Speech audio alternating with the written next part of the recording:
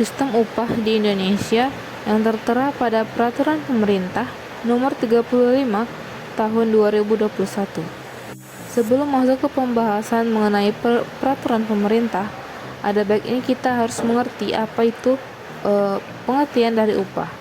Upah adalah hak yang diterima oleh buruh atau tenaga kerja dalam bentuk satuan uang atas tenaga maupun keahlian yang telah dikeluarkan untuk menghasilkan barang atau jasa. Tujuan diberlakukannya sistem upah yang pertama untuk menarik para pekerja untuk bekerja di perusahaan tersebut. Kemudian untuk mempertahankan pekerja terbaik agar tetap bekerja di satu perusahaan. Yang ketiga untuk memotivasi pekerja tersebut dalam bekerja. Adapun isi Peraturan Pemerintah Nomor 35 Tahun 2021 tentang perjanjian waktu kerja tertentu, alih daya, waktu kerja dan waktu istirahat, dan pemutusan hubungan kerja. Ketentuan mengenai waktu kerja, istirahat kerja, dan upah kerja lembur di dalam UU Cipta Kerja dan Peraturan Pemerintah Nomor 35 Tahun 2021 jika dibandingkan dengan UU Ketenagakerjaan yaitu UU Nomor 13 Tahun 2003 tidak mengalami banyak perubahan. Perubahan yang dilakukan terutama hanya meliputi jumlah maksimal jam kerja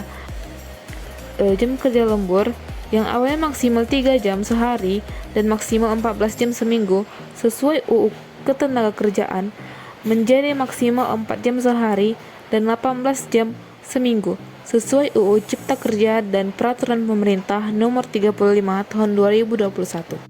Di pasal 27 ayat 1 mengatakan bahwa pengusaha yang mempekerjakan pekerja atau buruh melebihi waktu kerja sebagaimana dimaksud pada pasal 21 ayat 2, maka wajib membayar upah kerja lembur. Dan di ayat 2 mengatakan kewajiban membayar upah kerja lembur dikecualikan bagi pekerja atau buruh dalam golongan jabatan tertentu.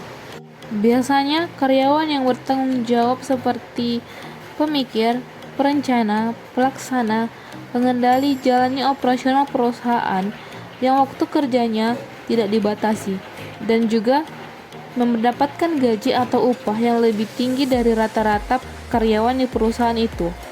Seperti karyawan level manager up, general manager, CEO atau CFO.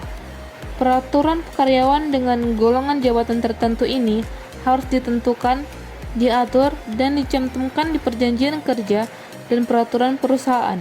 Sebab jika tidak diatur, karyawan golongan jabatan tertentu ini akan dianggap sama dengan karyawan lainnya yang kerja lemburnya tetap dihitung dan karenanya berhak atas upah kerja lemburnya.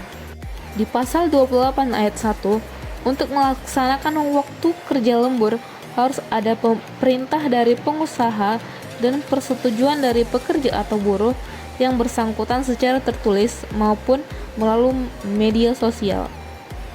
Di pasal 32, cara menghitung upah sejam yaitu 1/173 dikali upah sebulan.